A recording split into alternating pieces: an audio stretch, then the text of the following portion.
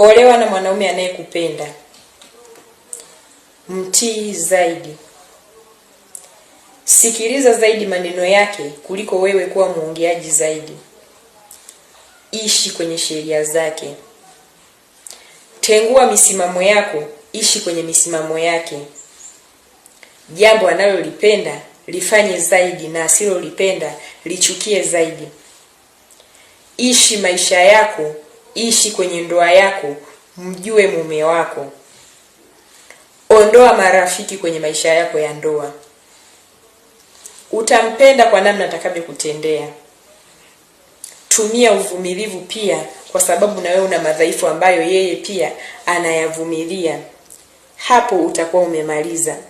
Sheria za ndoa sio kubwa, ni ndogo ndogo, lakini wanawake wengi huwa tunapotoshwa kuzitazama hizo kama utumwa. Ulishawahi kujiuliza yeye anavyotafuta pesa kwa ajili ya familia, anavyopigana kwa ajili yako wewe na yeye, je, huwa analiweka hilo ambalo wewe unaweka kwamba yeye ni mtumwa? Epuka kuharibu akili yako kwa kuweka usawa mbele zaidi kuliko kuzingatia utu na asili ambayo tumeumbwa nayo kati ya sisi na wanaume.